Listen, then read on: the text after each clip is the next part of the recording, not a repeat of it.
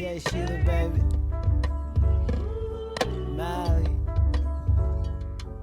Everybody hates you, everybody not you. Some people lack integrity, some of them look like you. See they reflection in your eyes, some people run when they can't hide. I've been outside the line so long, it's like I'm courtside. Where I belong is irrelevant, no, I'm special, I'm Harrison. Some people I can't. Welcome back, you guys, and we are here with a bonus episode where we are interviewing J Shuler, aka Molly and the Pineapples. Get a drum roll, please. So yes, we are here interviewing Molly and the Pineapples for his up-and-coming album, Emotional. You guys gotta listen. I love it. She twerk it like Ice Spice. Yeah, I don't care. That's my song. But, we are here. I'm excited. This is new for me. So, welcome. You're doing such a great job. Really? Yes. Oh, wow. The chair fits you. You look great in it. This is great. Oh, wow. That's me. So, I listened to the album. Okay. All right. 22 songs in total. Really good. Really good. I listened to the whole thing. I loved it. Really? I loved it. You I just really say did. that No. I really did. Like, I love it because it's so diverse. Thank you. You're not in one boat. You show all the things you can do. Thank you. And so, that takes me into my first question, you guys. What was the inspo behind the album? So, I haven't produced a full album since like 2021. So this was like the first time in a long time just actually producing everything from scratch. And actually, I was doing canvassing and I had bumped into our artist, 22 The Boat, and we go canvassing. You come back to the hotel room and he's just set up and start recording. And it's something about being... You said canvassing? Canvassing, like doing a community organizing, like okay. Getting people, make sure they're registered to vote. Okay. And that's one thing I like to do things like that, be in a community. Yeah. And he'd come back every night, knocking out songs. And that's how I used to be. And it was something about being around that energy that, like, into May, I started recording. Mm-hmm. I probably finished up most recordings by July. And then I had to go through the mixing and mastering and then doing the music videos. But it's been like a 5-month process. But it's fun. It wasn't originally called Emotional. The second song I made was the emotional track. And then I built everything around that. It's just funny because you'll hear people say someone's being emotional or don't show your emotions. And it's such a crazy way to live your life. Especially with black men. I hate that. I really hate that they just make black men feel that they can't be emotional. And it really doesn't benefit you in the long run because women want you to be emotional. They want you to feel. They want you to communicate those emotions. So, and when we do get on that level and we connect with our emotions that way, it's only room for improvement and for more connections because you find that other people are going through these things as well and they can relate. Right. So that's how I try to approach things, where I'm at in life as well, and what's going to be relatable to people that they can go, oh, I didn't think of it that way, or, oh, someone understands me as well. Okay. I like that. So, moving along with our next question, since we're talking about it, how did you come up with the name Emotional? I think that making that second song Emotional and realizing like, oh, this is fun. This is, it's like a pop sound, but it can transcend to different genres and be relatable to other people. And then I was like, well, what about Emotional, the album? I've been going through this thing of like really trying to embrace your emotions. I tell people that all the time. You feel something, I believe you should feel it completely. Yes. Within, if you need 5 minutes, 15 minutes. After that, let it go. But actually approach it. I would feel too. Like I like that. I really like that because I tell people all the time to just feel these emotions. It don't matter if it doesn't feel good. Feel it so you can get through it. Like that's the beginning of being able to heal. When you accept where you are emotionally and you actually deal with it. We don't deal with it a lot of times. Some people can't afford therapy. So you have to figure out a way for it to be an outlet. And it was funny because wrapping this up, like this is probably going to be the last project I make in a long time. It's just really time consuming. And I've always said that I was going to stop at a certain time to prioritize like filmmaking and things like that. But I feel like it's just a nice way to wrap things up. Just because if you allow yourself, you're continuously growing. Right. And emotional intelligence is such a real thing. It is. I have a book on it. Emotional Intelligence 2.0. And you start to realize, wow, the way I'm navigating through life, and based on my emotions, I realized I was getting a lot of my emotions out through my music. Right. And when I listen to a song, it could bring me back to a moment in time exactly where I'm at, even every project I have. So it's interesting now to get to this point where it's like, I don't think I actually need to make music for that sole purpose anymore. If I'm doing it, it really is for entertainment now. But to express myself, yeah, but to really need it to do it, I think before I actually really needed it to express my emotions. Right. But it's a great outlet to have. Yeah. So, piggybacking, my next question kind of falls off of what you just said about, emotional intelligence and just, having that outlet. My next question was, so the album seemed like it was dedicated to a special someone, especially those first couple of songs. Is there anyone in particular, a muse or anything? Because, Ride, Bad Bitch, Fit Up, Ice Spice. Those top 4, I was listening. I was like, oh. Do you have a muse? No muse? No. Just, I pride myself on being around even past relationships, whether they ended badly. I feel like I've been around some good women. We all make mistakes. So sometimes my songs can be about a specific person or about a bunch of different people mixed into one. Just experiences. There's a few projects where I had a friend that was telling me about everything that they were going through, and I would write based on that.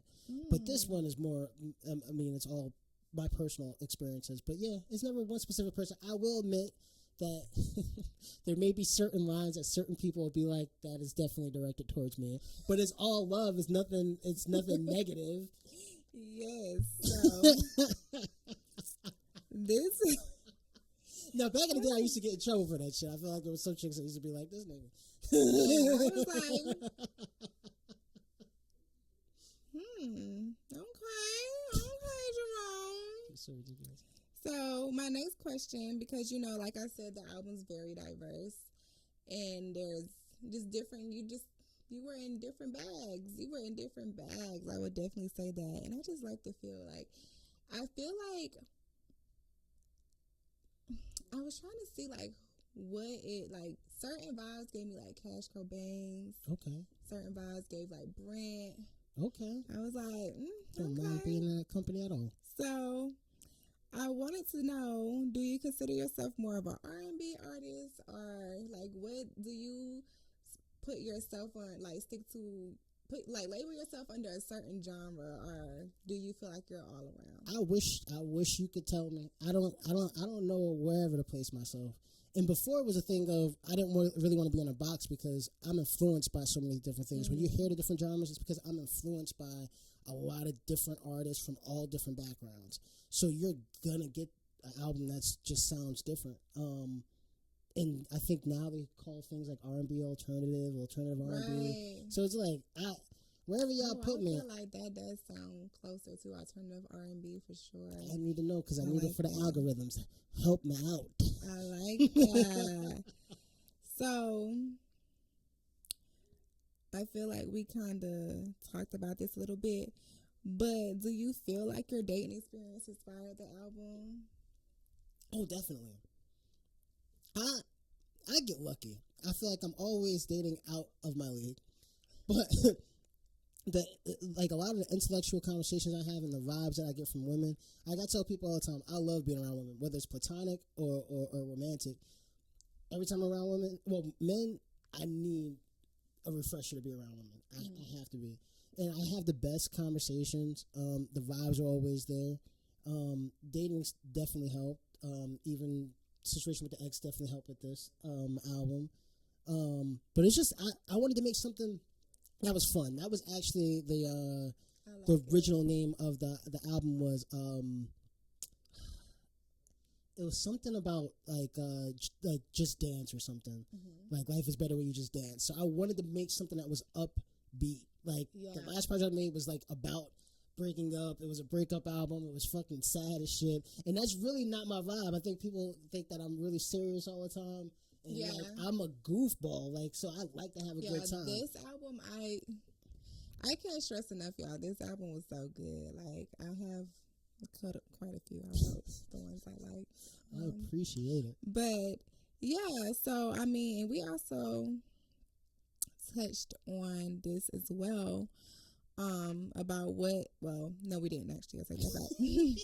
So I want to know, what was the recording process and how did you get in the mood and the vibe to continuously work? Since you said you started the end of May up until July, like what kept you going? How did you get in the mood? Like, cause the songs range, like there's different vibes, and like coming in, it was like boom, boom, boom, boom, boom.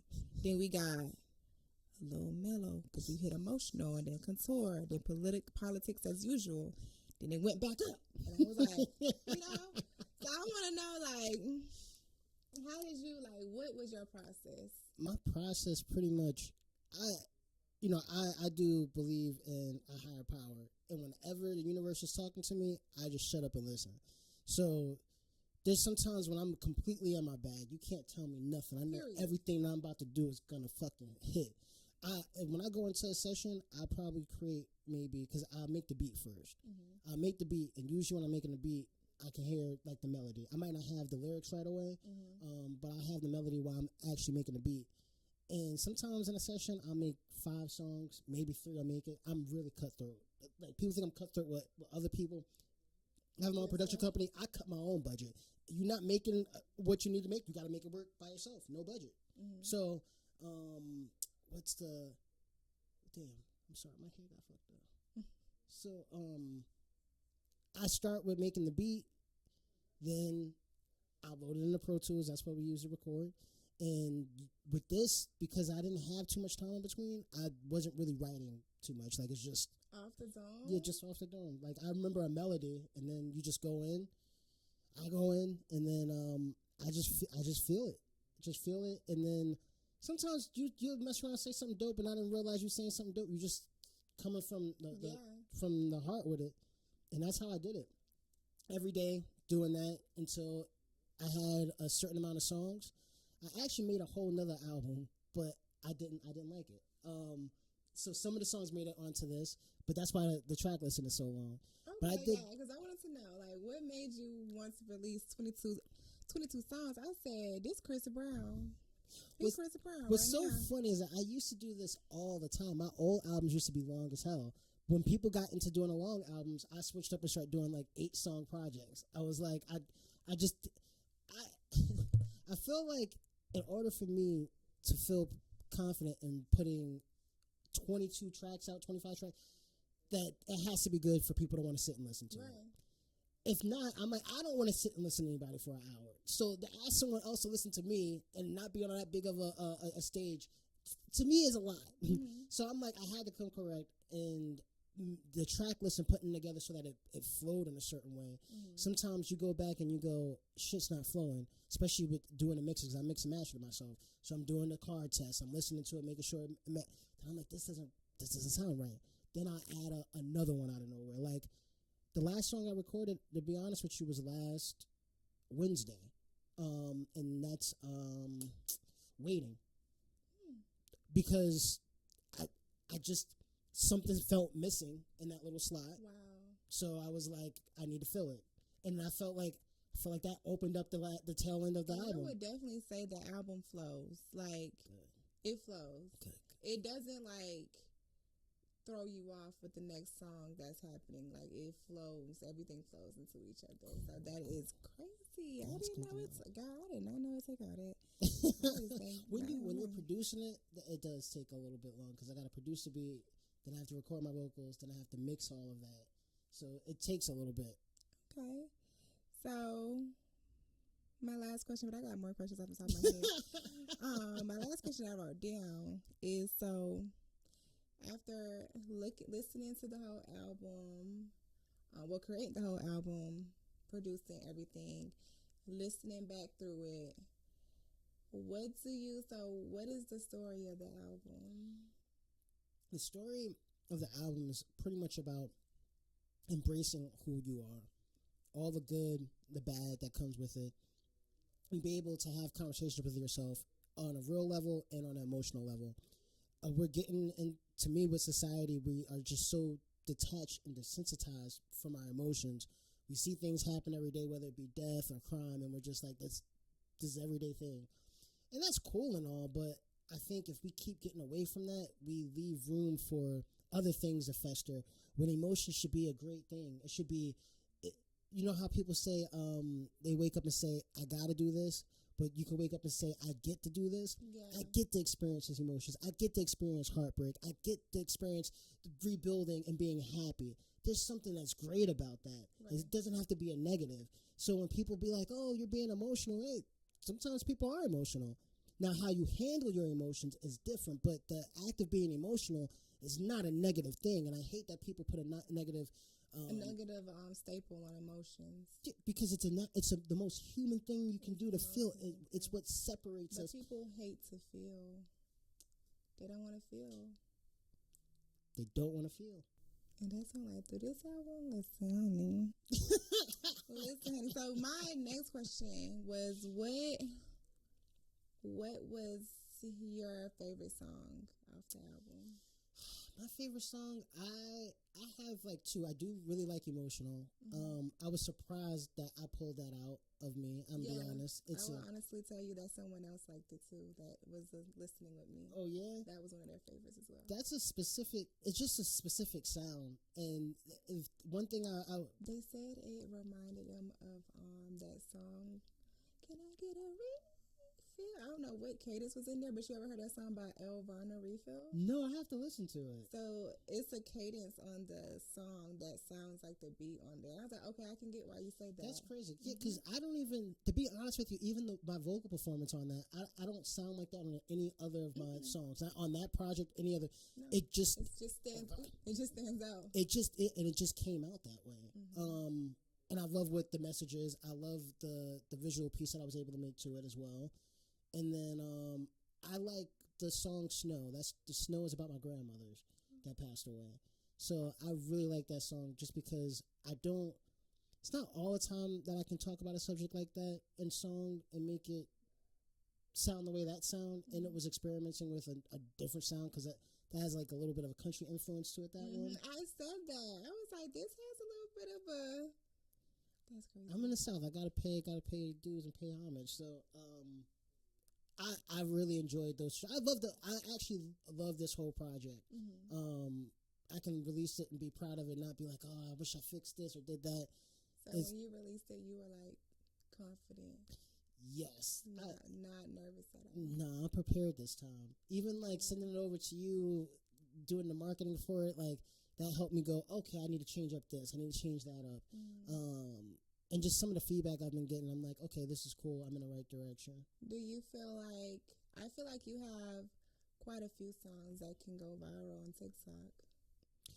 That honestly, making it this time with the background, and since I do so many things, but they're all connected into one. And that's how I navigate everything. But learning marketing recently, I'm like, when I'm making the songs, I'm thinking, well, what would people relate to? I'm not automatically thinking, oh, I want to go viral, but what's a piece of this song that people will relate to? And I always wanted to live in a realm of people feeling good or embracing the emotion that they're like, oh, okay, I feel this way. He said exactly what I feel. You definitely, for me, I would say you definitely grabbed me in the first couple of songs. Like, I was locked in. Oh, that's great to hear. The first, marvelous. She has a list. I love it. So I like quite a few songs. I like the first 4 songs. The Ice Spice is low-key my favorite song. I don't know what it is. But okay. Track number 7. The hot in the song was crazy, y'all. I was like, Jerome. Yeah, because y'all, I don't be seeing Jerome in this light. So I'm listening to this album. I'm like, now to know this is from experience. What you been doing? Like, okay. Look, okay, we all have different parts of us. Duality of life is crazy out here, you know. So I feel like we touched on a lot of this, and also he does have a disco joint on here too that I feel like is really nice. But I just really feel like that Ice Spice can go viral on TikTok. When you put that song out, I'm making a TikTok to it. What's funny about Ice Spice is that when I made it naturally happened. Like, it wasn't like I was, for that, I really wasn't like, yo, what would be dope would be to make a song about Ice.